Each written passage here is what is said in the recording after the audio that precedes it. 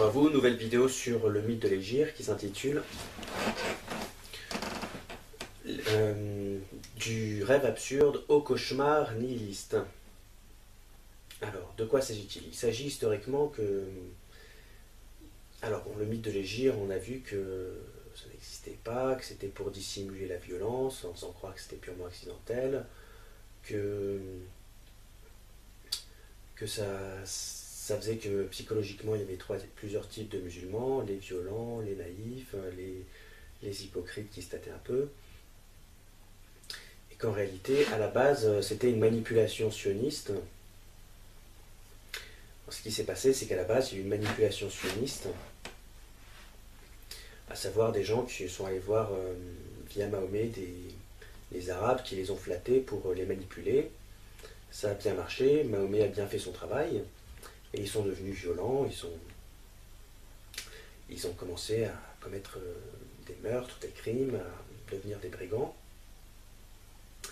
Et ensuite, ils ont caché leurs origines véritables, la manipulation sioniste initiale, en idéalisant une sorte de fond arabe qui aurait été foncièrement brimé et opprimé, jusqu'à être libéré par incarné par un prophète de Dieu, Mahomet, qui aurait été persécuté, bien que foncièrement bon et innocent, jusqu'à ce qu'il se soit réfugié à Médine, à Yatrib qui est devenu Médine, et qu'il aurait... et là, il aurait été, comment dire, condamné à... Il n'avait pas eu trop le choix, il est devenu méchant, enfin pas méchant, mais violent, parce qu'il n'avait pas spécialement de choix, il était auparavant persécuté. Bon, alors en réalité, donc, c'est pas... J'ai déjà expliqué pourquoi c'était faux et pourquoi ça avait été inventé, mais ce qui est assez intéressant, c'est de voir qu'est-ce que ça symptomatise. Comment dire, à la base, il y a une manipulation sioniste qui a décomplexé des personnes pour en faire des personnes, pour leur faire perdre toute inhibition morale et leur permettre de devenir violentes. Et ensuite, tous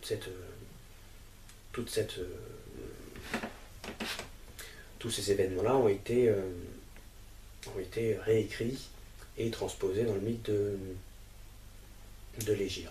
Le mythe de l'Hégire, on a dit qu'il y avait trois types de musulmans: ceux qui étaient un peu naïfs et idéalistes, qui étaient à la Mecque, ceux qui se tâtaient un peu, qui étaient un peu hypocrites et le derrière entre deux chaises, qui était entre la Mecque et Médine, et enfin les derniers, ceux qui étaient à Médine, qui étaient les violents et les real one, les vrais musulmans, les musulmans avérés, qui se basaient sur la partie authentique du mythe et non pas la fantasmagorie qui est destinée à faire cautionner sa part de violence. Pourquoi est-ce que j'ai appelé en quelque sorte cette vidéo du rêve absurde au cauchemar nihiliste? Tout simplement parce que cette manipulation sioniste initiale, il y a certaines personnes, elle a été transposée dans le mythe de l'Hégire, et dans le cadre de cette transposition, il y a eu plusieurs types d'attitudes. Il y a ceux qui sont dans une position d'idéalisme un peu bête, qu'on appelle, c'est pour ça que je dis le rêve absurde, à savoir un petit arabe qui aurait été foncièrement bon et persécuté, qui aurait dû se réfugier à Médine. Ça, c'est ceux qui se font les avocats de l'islam, mais c'est un rêve absurde parce qu'en réalité, ça n'a pas existé. Et c'est la partie la plus artificielle, la plus fausse du mythe. Ensuite, il y a ceux qui se cherchent, qui se demandent est-ce qu'ils doivent, par rapport à la violence, est-ce qu'ils peuvent ou non recourir à la violence. C'est ceux qui sont entre la Mecque et Médine, peuvent très bien revenir à la Mecque et rester calme et gentil, un peu bêtement naïf et idéaliste, dans ce que j'appelle le rêve absurde. Et comment dire, et il y a ceux qui peuvent franchir le pas et aller à Médine, devenir violents et incarner le nihilisme de l'islam. C'est ce que j'appelle le cauchemar. C'est la partie du titre qui s'intitule le cauchemar nihiliste. Et en réalité, en étant par rapport à cette manipulation sioniste idéale, en étant en se situant du côté du rêve absurde, on est en quelque sorte dans la justification un peu niaise, un peu naïve et un peu absurde, qui au final ne suscitera qu'un cauchemar nihiliste.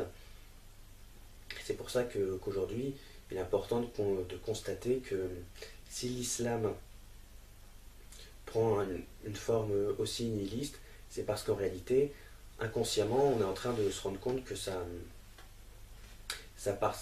partie mécoise qui la justifie est un peu absurde et n'a plus prise sur le réel. D'ailleurs, on arrive à la diagnostiquer à travers, par exemple, ma vidéo, à travers des historiens qui s'intéressent de près à ça, et qu'il s'agit juste d'une manipulation sioniste initiale, aussi bien du temps de Mahomet au 7e siècle qu'aujourd'hui dans le monde au 21e siècle. Et c'est ce qui peut nous interroger en quelque sorte sur le destin de l'islam, à savoir, on se rend compte qu'aujourd'hui c'est plus une manipulation sioniste, et que cette manipulation sioniste ne mène qu'à son propre nihilisme, à sa propre destruction.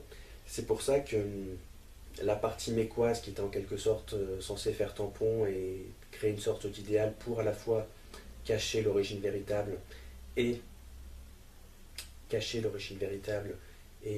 présenter une autre origine beaucoup plus séduisante à la place, elle ne marche plus, et on a juste un mouvement, elle ne marche plus. Et aujourd'hui, qu'est-ce qu'on a à la place? On a juste un mouvement violent, nihiliste, qui tant qu'il perdurera, conduira à l'autodestruction des sociétés musulmanes et à la promotion du sionisme, qui en est à la promotion et puis au fait que le sionisme, ça lui permettrait de prospérer, puisque ça a instauré une sorte de nihilisme qui créerait en conséquence des vagues migratoires, des sociétés ultra sécuritaires, sans prospérité économique possible, sans liberté. Et donc voilà, le serpent se mord la queue, on se rend compte que le mythe de la Mecque n'existant plus, on a juste un mouvement nihiliste qui permet au sionisme de prospérer. Et si jamais, moi c'est finalement ce à quoi j'invite les musulmans, ils ont envie de retrouver des sociétés viables et de faire reculer le sionisme, ils doivent quitter l'islam, ce qui leur permettrait de désavouer la manipulation initiale qui les a plongés dans cet état.